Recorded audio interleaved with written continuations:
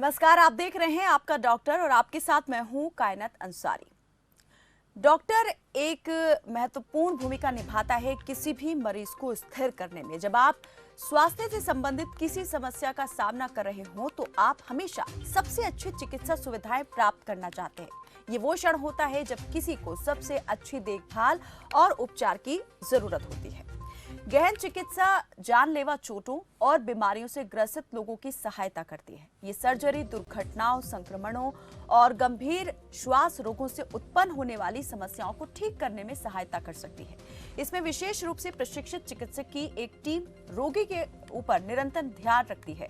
गहन चिकित्सा अक्सर गहन चिकित्सा इकाई, आईसीयू या ट्रॉमा सेंटर में होती है। रोगी की चिकित्सा स्थिति का आकलन करना और रोगी की जांच के बाद महत्वपूर्ण देखभाल एक विशेषज्ञ करता है। मूल रूप से ये विशेषज्ञ की जिम्मेदारी होती है कि वो रोगी को जल्द से जल्द स्थिर करे, जीवन रक्षक उपकरणों को लागू करे और इलाज करे। तो आज आपका डॉक्टर में हम बात करेंगे गहन चिकित्सा से जुड़े इसी क्षेत्र पर और बात करेंगे क्रिटिकल केयर फिजिशियन से कि किस तरह से वो ऐसी स्थितियों में डील करते हैं। रोगी किस तरह से जो है अपनी स्थिति को उन्हें बताता है और कैसे वो उस दौरान उपचार की व्यवस्था को अपनाते हैं। तो आज आपका डॉक्टर में हम बात करने वाले हैं critical care physician doctor Aditya Tripathi से और जानेंगे कि एक क्रिटिकल केयर फिजिशियन कैसे एक रोगी की मदद करता है।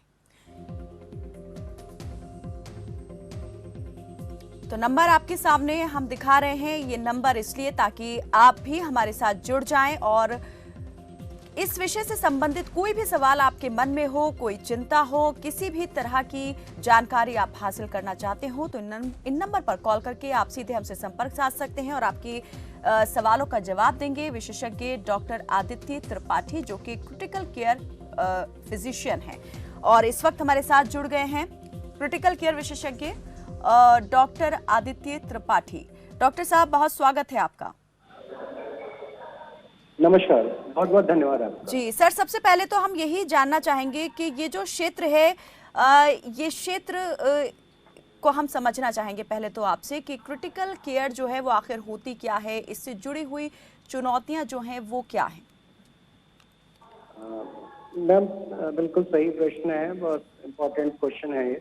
एक्चुअली आजकल हर जगह आईसीयू बन गए हैं। पहले जो भी बहुत क्रिटिकल पेशेंट्स आते थे वो अक्सर उनकी जान चली जाती थी इलाज के उपरांत, या बहुत बड़ी बड़ी सिटीज में हमें ये अस्पताल मिला करते थे जहाँ पे फैसिलिटी अवेलेबल होती थी। इसमें कोई भी पॉलीट्रॉमा का पेशेंट आए, कार्डियक पेशेंट आए, न्यूरो पेशेंट आए, तो जो भी पेशेंट आते हैं जिनकी स्थिति बहुत खराब होती है, मृत्यु के बहुत करीब होते हैं, ऐसे पेशेंट को क्रिटिकल पेशेंट्स कहते हैं। इन्हें आईसीयू में ट्रीट करते हैं, इंटेंसिव केयर यूनिट कहते हैं। नाम ही इंटेंसिव है, मतलब पहुंचते ही आपको अगले घंटे से 3 घंटे के अंदर लगभग सब बीमारियों को आप डायग्नोज करके सेटलमेंट शुरू कर देते हैं, क्योंकि ये गोल्डन आवर कहते हैं। Because if once golden hour is lost तो पेशेंट का बचना बहुत मुश्किल हो जाता है। तो बहुत प्रोटोकोलाइज ट्रीटमेंट है, डेडिकेटेड टीम चाहिए होती है, एक अप्रोच चाहिए होती है कि किसी भी फील्ड का कोई भी पेशेंट आए जिससे किसी भी बॉडी ऑर्गन से रिलेटेड इश्यूज हैं और उसको डायग्नोज करके अप्रोप्रिएट ट्रीटमेंट देना है इंटेंसिव केयर की एक ड्यूटी है। And it has developed in last 3 decades, बहुत डेवलपमेंट हुआ है।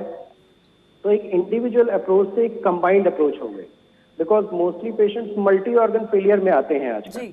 And sepsis is a leading cause of death.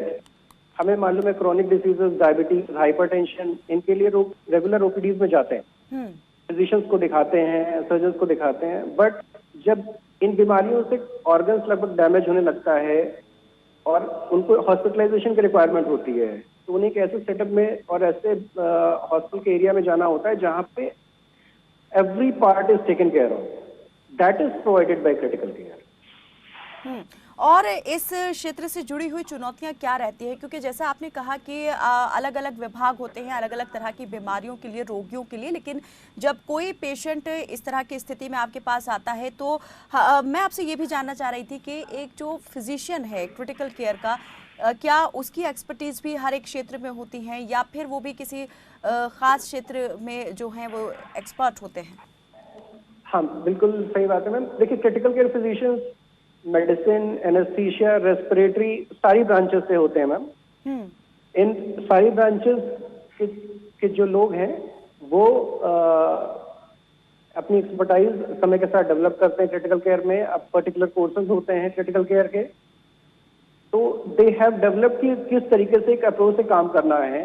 एक भ्रांति है क्रिटिकल केयर में वेंटिलेटर जी। जैसे ही मरीज वेंटिलेटर पे जाता है वैसे ही लोगों को लगता है कि अब हमारा मरीज नहीं बचेगा जी।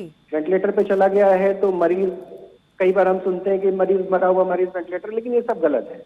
वेंटिलेटर इज लाइक जैसे डायलिसिस हम देते हैं एक पेशेंट जिसको किडनी फेलियर हो गया है, उसी तरीके से वेंटिलेटर भी है जैसे उसको रेस्पिरेटरी फेलियर है। और अक्सर चाहे वो हार्ट फेलियर हो, चाहे रेस्पिरेटरी फेलियर हो, चाहे किडनी फेलियर, उसको हमको रेस्पिरेटरी सपोर्ट देना पड़ता है जी। तो ventilators are a part.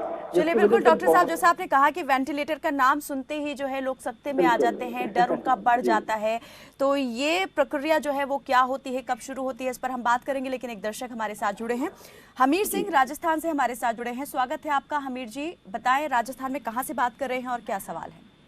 Hello ji. Hello जी हमीर जी, हम सुन पा रहे हैं आपको। हाँ बोलिए।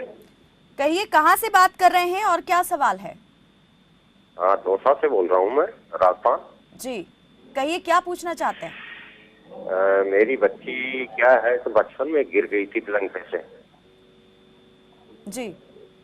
हेलो जी जी हम सुन पा रहे हैं, कहिए आप अपनी बात रखिए। हाँ, मेरी बच्ची बचपन में पलंग पे से गिर गई थी तो उसका हाथ कोहनी के पास से वो हाथ को सीधा करती नहीं, आदत सी पड़ गई। कितना टाइम हो गया है इस घटना को? उस घटना को तो हो गया कम से कम 15 साल करीब।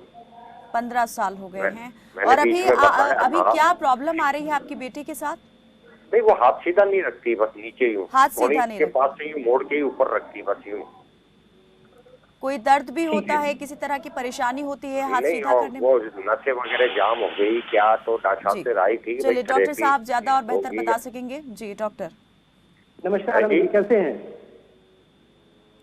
जी हमीर जी, आप डॉक्टर साहब से बात कर रहे हैं, वो आपके सवाल का जवाब देंगे। जी डॉक्टर साहब। हाँ अमित जी, जी हाँ कैसे सर, हैं? नमस्ते। मैं डॉक्टर आदित्य। हाँ, मेरी बच्ची 4-5 साल की थी जब गिर गई थी जी मैंने सुना आपका प्रश्न। वो जो उनका हाथ, वो जो हाथ नहीं है, उठता है या जो फिक्स रहता है। हाँ नहीं, हाथ सीधा नहीं करती, वो कोहनी के वहां से मोड़ के रखती है। बिल्कुल, एक तो उसका एक्सरे कराना होगा आपको जिससे मालूम पड़े कि मैंने मैंने फिजिशियन को बताया था, दुर्लभ जी ने। जी जी। हाँ, तो उसने कहा कि सर में कोई मामूली से स्पॉट्स वगैरह आया है। हाँ, वो फाइब्रोसिस हो जाती है रेगुलर फिजियोथेरेपी से, क्योंकि बच्ची है तो अभी मूवमेंट से चीजें रिजॉल्व हो जाएंगी, क्योंकि ग्रोइंग स्टेज में होती है। अब तो उसकी उम्र हो गई कम से कम 22 साल। हाँ तो नहीं, आजकल बहुत अच्छी टेक्निक्स आ गई हैं। अगर देखिए जॉइंट अगर फाइब्रोज हो गया है तो फिजियोथेरेपी से भी रिजॉल्व होता है। पूरा मूवमेंट तो नहीं आता है लेकिन काफी चीजें आ जाती है। और नहीं, मैं किसको बताऊं क्या है ये, मैं आपसे राय लेना चाहता था। जी तो डॉक्टर ये जानना चाह रहे हैं कहाँ दिखाना चाहिए और किस तरह के डॉक्टर से ये मिले ताकि जो समस्या है वो खत्म हो? ऑर्थोपेडिशियन से ही मिलना होगा आपको। हड्डी के जो डॉक्टर साहब होते हैं, हड्डी के जो स्पेशलिस्ट होते हैं। हेलो हमीर जी सुन पा रहे हैं हमें? नहीं, मैं साहब की आवाज नहीं, डॉक्टर साहब की साफ आवाज नहीं रही। आप समझा दीजिए मुझे। आप चलिए मैं समझा दूंगी, एक बार डॉक्टर से अपनी बात पूरी कर लें। जी डॉक्टर। हमीर जी, आप अपने बच्चे को किसी हड्डी के अच्छे डॉक्टर साहब के दिखाइए और एक फिजियोथेरेपिस्ट के रेगुलर ट्रीटमेंट पे रहिए, तो काफी हद तक आपके बच्चे का हाथ जो है मूवमेंट चालू हो जाएगा। चलिए हमीर जी, डॉक्टर साहब का कहना है कि किसी अच्छे हड्डी के डॉक्टर को आप दिखाएं और उन्हें ये सारी समस्या बताएं, जो वो इलाज बताएंगे उस तरीके से जो है समस्या खत्म हो जाएगी। बहुत बहुत शुक्रिया हमीर जी हमारे साथ जुड़ने के लिए। जी डॉक्टर, जैसे हम बात कर रहे थे, आपने वेंटिलेटर की बात कही, तो मैं ये जानना चाह रही थी कि ये जो होती है प्रक्रिया, ये शुरू क्यों की जाती है वेंटिलेटर की? रेस्पिरेटरी सिस्टम की आपने बात की, क्या सिर्फ रेस्पिरेटरी सिस्टम जो है उसे नॉर्मल करने के लिए ही वेंटिलेटर पर लाया जाता है या कुछ और दूसरी भी समस्याएं होती हैं तब वेंटिलेटर पर रखा जाता है? देखिए, ऑक्सीजन हमारे लिए बहुत महत्वपूर्ण है जिंदा रहने के लिए। तो जब भी बॉडी में कोई सेप्सिस है, इन्फेक्शन है, तो ऑक्सीजन की रिक्वायरमेंट बढ़ जाती है। ऐसे कंडीशन में muscles have to work a lot, बहुत मेहनत करनी पड़ती है उन्हें। तो वो फेल ना हो जाए एक कैपेसिटी के बाद, तो उनको सपोर्टिव वेंट दिया जाता है वेंटिलेटर से। जैसे निमोनिया है लंग का, वो तो लंग का इन्फेक्शन हो गया। किडनी में, फेफड़ों में पानी भर जाता है क्योंकि पेशाब नहीं होती है अच्छे से, तो ओवरलोड होता है जी। हार्ट फेलियर हो जाता है, तो हम बाईपैप का सपोर्ट देते हैं। ठीक है। पेशेंट बेहोश हो जाता है, हेड इंजरी का पेशेंट है, जैसे एक्सीडेंट हो गया तो वो बेहोश है, अगर जीसीएस लेस देन 7 है तो हम उसका रेस्पिरेटरी प्रोटेक्ट करते हैं कि वो एस्पिरेट ना करे। जो चीज लार है, अगर होश में नहीं है तो वो चीजें फेफड़े में जाती हैं, तो वो प्रोटेक्टिव मैकेनिज्म होता है वेंटिलेटर सपोर्ट देने का जी। और कई मरीज को न्यूरोलॉजिकल इश्यूज होते हैं, पैरालिसिस है, गुलिन-बारी सिंड्रोम है, तो मल्टीपल कारण हैं जिनके कारण हमको वेंटिलेटर सपोर्ट देना होता है। और एक लेवल के बियॉन्ड जब डिसीज प्रोसेस ठीक हो जाता है तो धीरे धीरे हम उन्हें वेंटिलेटर से वीन कर देते हैं, तो पेशेंट की लाइफ भी बच जाती है और वो जो सपोर्टिव एंड था वो वेंटिलेटर प्रोवाइड करता है। जी। एक और दर्शक हमारे साथ जुड़े हैं डॉक्टर साहब, रामपुर से रामचंद्र हमारे साथ जुड़े हैं। स्वागत है आपका रामचंद्र जी, रखें अपनी बात। जी सर, मेरी चाची है, पिछले 3-4 महीने से आईसीयू में भर्ती हूँ और उनका कई जगह इलाज कराया, डॉक्टरों को दिखाया, लेकिन उनका अभी तक कोई नहीं है, फर्क नहीं पड़ रहा। ऐसा क्या हो सकता है उनको? क्या समस्या है रामचंद्र जी? मैम, मेरी चाची है, पिछले 3 महीने से आईसीयू में भर्ती है वो। आईसीयू में है जी। क्या दिक्कत थी जिसके चलते उन्हें भर्ती कराया गया? उनके सिर में कोई प्रॉब्लम बता रहे थे डॉक्टर साहब, तो अभी तक वहीं पे है वो। जी डॉक्टर साहब, इस सवाल का जवाब हम चाहेंगे आप थोड़ी सी देर में दें, क्योंकि इस वक्त हमें एक ब्रेक के लिए यहाँ पर रुकना पड़ रहा है। रामचंद्र, आपके सवाल का जवाब हम जरूर देंगे, लेकिन वक्त एक ब्रेक का है। ब्रेक के बाद जल्द लौटते हैं, बने रहें हमारे साथ, देखते रहें खबर फास्ट।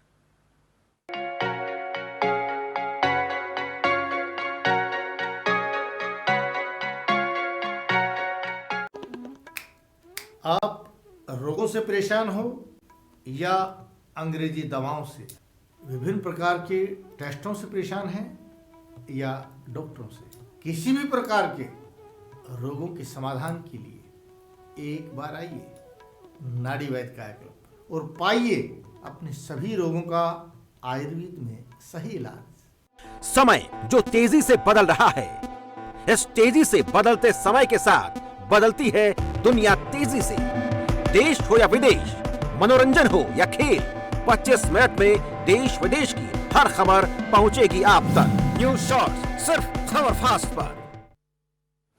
चलिए, ब्रेक के बाद एक बार फिर से स्वागत है आपका और बात हो रही है क्रिटिकल केयर फिजिशियन के काम से जुड़े चैलेंजेस को लेकर के और किस तरह का ये काम होता है इस पर। और ब्रेक पर जाने से पहले हमारे साथ एक दर्शक जुड़े थे जिन्होंने सवाल किया था डॉक्टर से, जो हमारे साथ जुड़े हुए हैं critical care physician doctor Aditya Tripathi. Doctor साहब, मैं चाहूँगी आप उस सवाल का जवाब दें। उन्होंने पूछा था कि पिछले 3 महीने से उनकी चाची जो हैं आईसीयू में एडमिट हैं, सिर में कोई गंभीर चोट लगी थी, लेकिन अभी तक जो है वो ठीक नहीं हो पाई। रामचंद्र जी नमस्कार। नहीं, अभी हमारे साथ वो नहीं जुड़े हैं अच्छा। क्योंकि जी वो उनसे 2 चीजें पूछनी होंगी कि उनको सर में चोट लगी थी कि कोई ऑपरेटिव कंडीशन थी कि वो बेहोश की स्थिति में थी। दूसरा, वो वेंटिलेटर पे है या नॉन वेंटिलेटर पे है। पहले से कितना सुधार आया है, मरीज को अभी तक होश आया है या नहीं आया है। ठीक है रामचंद्र जी, अगर आप हमें सुन पा रहे हैं तो कृपया इन सवालों को जो है वो क्लियर करें, इनका जवाब दें, दोबारा हमसे संपर्क साधें। डॉक्टर साहब, मैं आपसे ये पूछना चाह रही थी कि ये जो फिजिशियन होते हैं, कब इनकी ज़रूरत जो है किन हालात में पड़ती है और क्या सभी प्रकार के मरीजों के लिए ये सेवा ज़रूरी है? देखिए, क्रिटिकल कोई भी पेशेंट है तो सबके लिए आवश्यक पड़ जाती है। जो भी देखिए बीमारियां, किसी को जॉन्डिस हो गया, पी लिया, 20 साल का लड़का है जी, और उसको सांस की तकलीफ हो रही है, पेशाब नहीं आ रहा, पेट फूल गया है। कोई मरीज, किसी को सीवियर किडनी इन्फेक्शन हो गया है, सांस की तकलीफ अक्सर लोगों को हो जाती है और वो आईसीयू में एडमिट होते हैं। जैसे अभी कोविड आया था, जी। तो कोविड में सबसे ज्यादा परेशानी थी कि सांस की तकलीफ हो रही। तो जो पेशेंट रूटीन वार्ड्स में नहीं कंट्रोल होते हैं, उनको आईसीयू की रिक्वायरमेंट पड़ती है ma'am, being it of any branch, वो चाहे मेडिसिन के हों, चाहे सर्जरी के हों, चाहे ऑर्थो के हों, चाहे न्यूरो के हों। जी। तो जिस भी डिपार्टमेंट में जो क्रिटिकलिटी रूटीन में सेटल नहीं होती है, उन सब के लिए पेशेंट्स को आईसीयू की रिक्वायरमेंट पड़ती है। तो यानी तो कि जी, जो जी। फिजिशियन होते हैं वो आईसीयू या जो सीसीयू होता है उसके अंदर ही होते हैं। हाँ, उसके अंदर ही होते हैं, रूटीन में वो सारे क्रिटिकल देखते हैं। देखिए, सीसीयू तो कार्डियक केयर की यूनिट हो गई, वो एक और स्पेशलाइज्ड एरिया होता है, क्योंकि कार्डियक के पेशेंट रूटीन में कार्डियक सर्जरी हुई, कार्डियक हुई, और जनरलाइज अब तो आईसीयू में बाइफर्केशन और हो गया है। मेडिसिनल आईसीयू होते हैं, सर्जिकल आईसीयू होते हैं, पीडियाट्रिक्स में एनआईसी होते हैं। तो these are all intensive care units of different branches. तो जिस भी एरिया में जो चीज कंट्रोल नहीं हो रही है, उन सब पेशेंट्स को आईसीयू की रिक्वायरमेंट पड़ती है। जी। डॉक्टर साहब, एक जो फिजिशियन होता है क्रिटिकल केयर का, उसकी क्या जिम्मेदारियां होती हैं, किस तरह से वो काम करता है, और कितने लोग उसके अंडर जो हैं वो रहकर काम करते हैं, किस तरह की सेवाएं वो देते हैं? हम देखिए 1:1 पेशेंट रेशियो होता है जो पेशेंट वेंटिलेटर पे होता है, जो नर्सिंग स्टाफ होते हैं, और अगर पेशेंट वेंटिलेटर पे नहीं है तो 2:1 का रेशियो होता है। एक बहुत ही चैलेंजिंग ब्रांच है मैम, बहुत डिवोशन की रिक्वायरमेंट है, क्योंकि पेशेंट के मार्जिन ऑफ एरर नहीं होता हमारे पास, और रिकवरी के लिए जो भी पेशेंट आता है तो वो 20 to 30% रूटीन में हम ये मान के चलते हैं कि वो आए कि उनके पास लाइफ के चांसेस इतने ही होते हैं अक्सर जो मरीज आते हैं। जी। हम लोग इस पे वर्कअप करते हैं और 50 to 60% रिजल्ट देने की कोशिश करते हैं। सारी चीजें करने के बाद भी there are lot of patient, at least 20 to 30 patient जो कि सरवाइव नहीं करते हैं। लेकिन अगर आईसीयू मिलने के बाद वो जो 70% का लॉट है वो बचता है, रिकवर होता है, ड्यूरेशन भी लगता है और डिवोशन भी लगता है, बट दे रिकवर। जी। तो एक पेशेंट के नॉर्मल होने के बाद में जैसे अगर कोई किसी पेशेंट को गंभीर अवस्था के अंदर लाया जाता है आईसीयू के अंदर, और फिर उसकी कंडीशन नॉर्मल हो जाती है, तो क्या वहां तक समझा जाए कि काम खत्म हो जाता है जो फिजिशियन होते हैं, या उसके बाद भी उनकी देखरेख में पेशेंट को रखा जाता है? नहीं, ये बहुत अच्छा सवाल है आपका। बहुत स्टडीज की गई, हम लोग 28 डेज पोस्ट डिस्चार्ज हम लोग इसको मॉनिटर करते हैं, क्योंकि वो भी एक वाइटल एरिया होता है। क्योंकि ये जब पेशेंट आईसीयू में हाई कैटाबॉलिक स्टेट होता है, तो पेशेंट के री एडमिट, री इन्फेक्शन के चांसेस बहुत होते हैं। तो इनको न्यूट्रिशनल अपलिफ्टमेंट, रेगुलर फॉलोअप्स, ये सब चीजों की रिक्वायरमेंट पड़ती है। आईसीयू से वार्ड से डिस्चार्ज, फिर रेगुलर फॉलोअप करते हैं। अगर करीबन 1-1.5 महीना निकल जाता है उनका, तो काफी लोगों की रिकवरी हो जाती है। बट फॉर 28 डेज उनको चीजें क्रिटिकल रहती हैं, क्योंकि जो बॉडी का लॉस हुआ उसको रिकवरी में भी बहुत समय लगता है। जी। तो इस बीच किन किन चीज़ों को लेकर सबसे ज़्यादा ध्यान जो है दिया जाता है? पेशेंट को किस तरह की दिक्कत हो रही है, किस तरह से इन सब चीज़ों को मॉनिटर करते हैं? Nutritional part is very important, क्योंकि बॉडी का बहुत लॉस होता है, मसल मास भी लॉस होता है हाई कैटाबॉलिक स्टेट की वजह से। पेशेंट का प्रोन होता है सेप्सिस के लिए। दूसरा, हम लोग पेशेंट को फैमिली के साथ इंटरेक्शन बढ़ाते हैं, उसकी केयर, फिजियोथेरेपीज होती हैं। तो न्यूट्रिशनल पार्ट हो गया, फिजियोथेरेपी हो गया, एंटीबायोटिक रेजीम हो गई, और इसके साथ बेड रेस्ट की रिक्वायरमेंट होती है विद रेगुलर फॉलोअप्स। किन किन हालात में जो है बेहद कह सकते हैं कि ज़रूरी हो जाता है किसी क्रिटिकल केयर फिजिशियन का होना? किस तरह के रोगियों की मदद जो है इस तरह के फिजिशियंस के द्वारा की जाती है? आप खुद एक फिजिशियन है, तो कब कब आपके लिए रहा कि बहुत चैलेंजिंग जॉब रही, और किस किस प्रकार के मरीजों को डील करना पड़ता है? मैम, जैसे डेंगू का सीजन आता है, 20 इयर्स का एक। आप देख रहे हैं खबर फास्ट।